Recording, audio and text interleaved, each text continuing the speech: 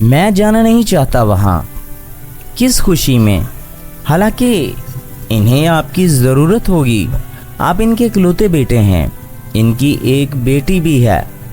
हैदर ने इसे जताना ज़रूरी समझा।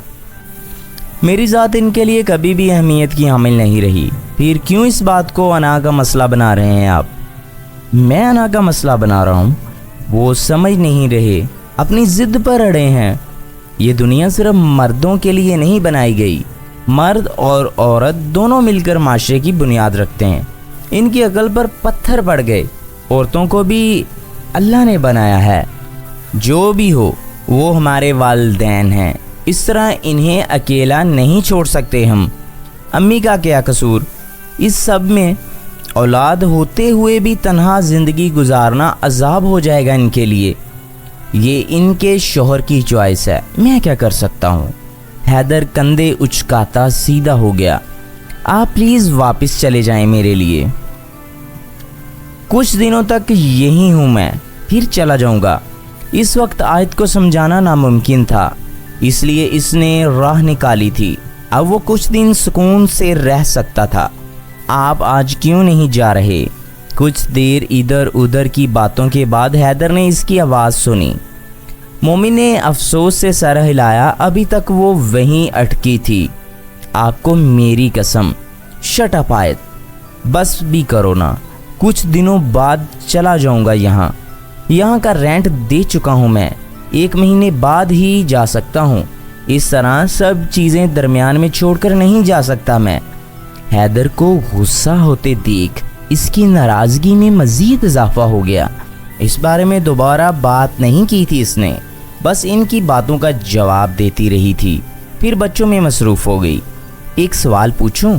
आयत ने एक नज़र साथ चलते मोमिन का चेहरा देख, फिर जल्द ही अपनी नज़रें सामने थोड़ी सी दूर खेलते जुनैन पर मरकूज़ कर दीं। तुम्हारे बेतुके सवालों का जवाब नहीं मेरे पास आयत। मोमिन सख्त बदमज़ा हुआ था, जैसे वो पहले से जानता हो आयत क्या पूछना चाह रही है। इस वक्त दोनों करीबी पार्क में आए थे। कुछ देर चहलकदमी करने के बाद अब वो नरम घास पर बैठे थे। आप मुझे इग्नोर कर रहे हैं, गिला करते वो सहर को इसकी गोद से ले चुकी थी, जबकि मोमिन इसकी बात पर ठिठक सा गया। मैं सुनना चाहूँगा, वो वाकई जानना चाहता था। मुझे बात नहीं करनी। जब कोई जवाब ना मिला तो वो बात बदल गई। मोमिन ने गहरा सांस खींचा। पूछो। मोमिन के पूछने पर खफा बैठी आयत झट से सीधी हुई तो वो मुस्कुरा कर रह गया। अगर कभी मुझे कुछ हो जाए तो यही उम्मीद थी तुमसे। तुम्हारे छोटे से दिमाग में हमेशा फजूल सवाल ही क्यों आते हैं? मोमिन बेजार सा हुआ था। पहली बार नहीं था जब आयत ऐसा सवाल कर रही थी। पहले भी बहुत बार वो इससे इस तरह के सवाल कर चुकी थी। मोमिन अक्सर चिढ़ सा जाता था। इसमें फजूल क्या है? तुम क्यों जानना चाहती हो? आखिर तुम्हारे बगैर हमारी ज़िंदगी कैसी होगी? मोमिन ने अपने साथ साथ बच्चों का भी हवाला दिया। वैसे ही मुझे तजस्सुस रहता है, कभी मैं दुनिया से चली जाऊं तो आप क्या करेंगे? अपने दिल की बात करती वो मोमिन का सुकून बर्बाद कर चुकी थी। तुम सीधा क्यों नहीं कहती? तुम्हें इजहारे मोहब्बत सुनना है। मोमिन की बात पर आयत सटपटा सी गई। मैंने कब कहा? आयत जानकर अनजान बन रही थी। तुमसे पहले मेरी दुनिया वीरान थी। मैं सिर्फ अपने बच्चों की खातर जी रहा था।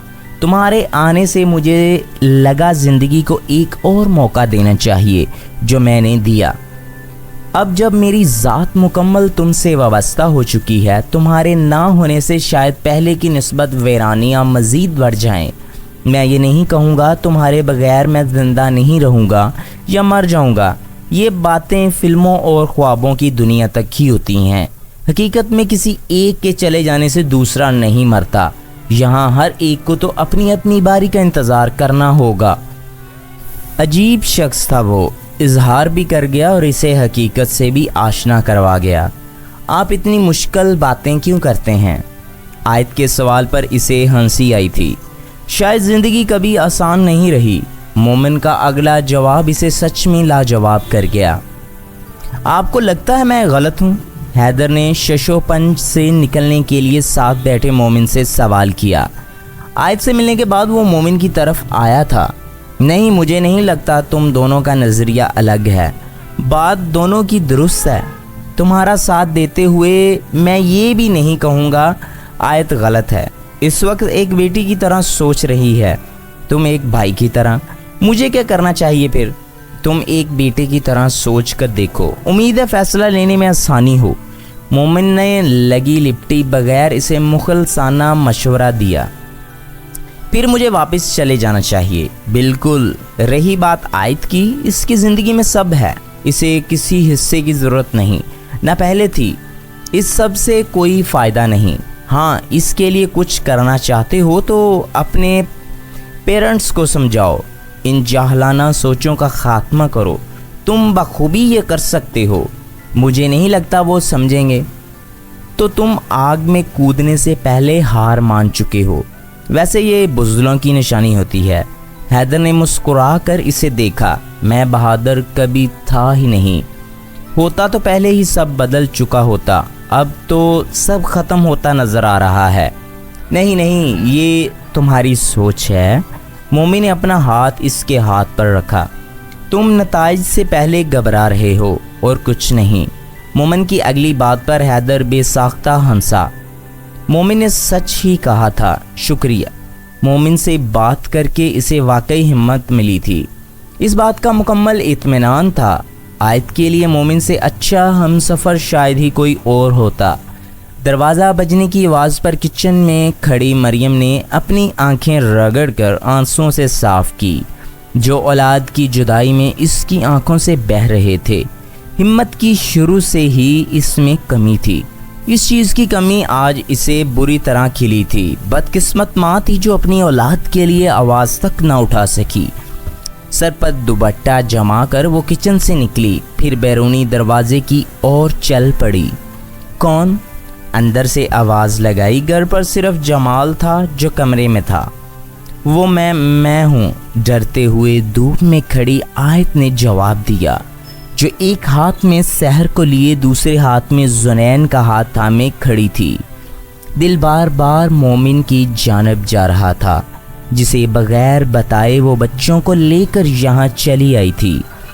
مریم نے جڑ سے دروازہ کھول کر اسے اندر کیا اور اپنے سینے سے لگا لیا۔ آج کتنے مہینوں بعد اس کے دل کو سکون پہنچا تھا۔ بے آواز آنسو بہاتی آیت کو سینے میں بھینچے کھڑی تھی۔ میری بچی، مجھے معاف کر دو۔ پہلا جملہ جو اس نے ماں کے منہ سے سنا وہ معذرت کا تھا۔ اسے آج بھی یاد تھا، اس گھر سے جاتے ہوئے بھی اس نے اپنی ماں سے الوداعی لفظ یہی سنے تھے، آپ کیوں مجھ سے معافی مانگ کر مجھے گناہ کا حقدار بنا رہی ہیں؟ میرے دل میں کوئی گلہ نہیں ہے، میں اپنی زندگی میں خوش ہوں، بہت بہت خوش ہوں۔ سحر کے رونے کی آواز پر مریم کو خود سے الگ کرتے اس نے ایک ہاتھ سے ان کا چہرہ صاف کیا۔ بہت پیارے بچے ہیں ماشاءاللہ۔ زنین کو گود میں لیتے مریم نے اس کے چہرے پر بوسہ دیا، پھر سحر کو بھی پیار دیا، جو کسی غیر کے اس طرح پیار لینے سے بلند آواز میں رو رہی تھی۔ اندر چلو، گرمی ہے یہاں۔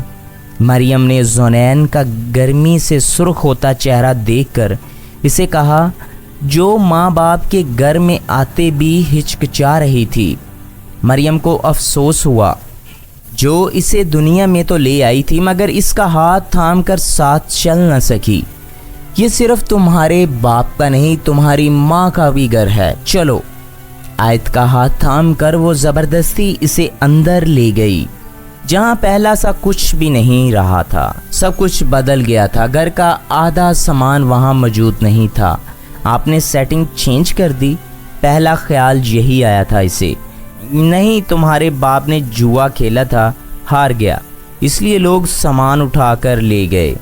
ابھی اور بھی قرضہ ہے شاید، میں اکیلی عورت کیا کر سکتی ہوں؟ تمہارے جانے کے بعد جمال نے حیدر کو بھی نکال دیا۔ شاید اسے پتہ چل گیا تھا جمال جوا کھیلنے لگا تھا۔ کافی بحث ہوئی تھی دونوں میں، پھر حیدر نے کہا اسے اس کا اور تمہارا حصہ چاہیے، یہ اس کی سوچ تھی کہ وہ ایسا کر کے گھر بچا سکتا ہے۔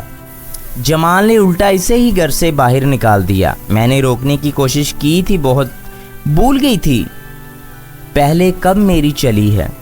مریم کا ایک ایک لفظ آیت کو گم کر گیا۔ حیدر نے جو اسے بتایا وہ اس سب سے بالکل مختلف تھا۔ اب اس کی سمجھ میں آ گیا تھا مومن اور حیدر نے مل کر اس سے سچ چھپایا تھا تاکہ اسے مزید تکلیف نہ پہنچے، اور وہ باپ کے پیار میں بھائی سے ناراض ہو کر اسے کیا کچھ کہہ گئی تھی، اس لیے مومن حیدر سے بات نہیں کرنا چاہتا تھا۔ ساری گرہیں ایک ایک ساتھ کھل کر اس کے دماغ میں ہلچل مچا رہی تھی۔ تم لو پانی پیو، بچوں کو بھی پلاؤ، گرمی بہت ہو گئی آج کل۔ ٹرے اس کے سامنے رکھتی مریم نے اسے کہا تو آیت نے زنین اور سحر کو پانی پلایا، خود پینے سے انکار کر دیا۔ اس وقت اس کا دماغ اور دل کہیں اور اٹکے تھے۔ تم کیا کر رہی ہو یہاں؟ کمرے سے باہر آتے جمال کی اونچی آواز پر مریم اور آیت دونوں چونکی تھی۔ آیت کے چہرے پر حیرانی، دکھ، ڈر، سارے جذبات ایک ساتھ رقصہ کرنے لگے۔ ڈر تو مریم کو بھی لگ رہا تھا، آیت اکیلی نہیں تھی، اس کے ساتھ بچے بھی تھے۔ جمال غصے میں کچھ الٹا سیدھا کر گیا تو اس کے آگے کی سوچ آتے ہی اس نے جھرجھری لی۔ میں نے بلایا تھا۔ آیت کو منہ کھولتا دیکھ مریم نے سارا ملبہ اپنے اوپر لے لیا۔ کس سے پوچھ کر؟ جمال نے اشتعال سے مریم کی طرف بڑھا تو وہ ڈر کر پیچھے ہوئی۔ میرا دل کر رہا تھا اس سے ملنے کو، آپ اسے بیٹی نہیں مانتے مگر میں نے کبھی اس کی ذات سے انکار نہیں کیا۔ میری بیٹی ہے، یہ حق رکھتی ہے، جب چاہے مجھ سے ملنے آئے۔ آج پہلی بار مریم نے آیت کے حق کے لیے آواز اٹھائی۔ دل میں جو ڈر تھا اب کہیں اڑن چھو ہو چکا تھا۔ اس بار وہ چپ رہنا نہیں چاہتی تھی۔ تم نکلو ابھی اور اسی وقت میرے گھر سے۔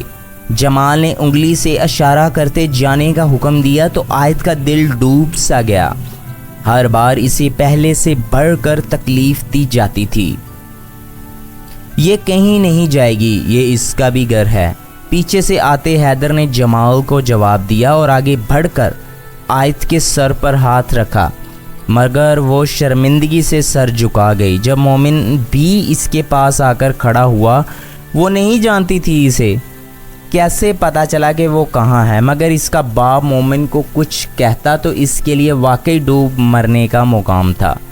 سر جھکانے کی ضرورت نہیں آیت، ماں باپ سے ملنا کوئی گناہ تو نہیں۔ ہاں تم مجھے خبر کر دیتی تو مجھے اچھا لگتا۔ آیت کے سر جھکانے پر مومن نے اس کا ہاتھ پکڑ کر ہلکا سا دبا دیا۔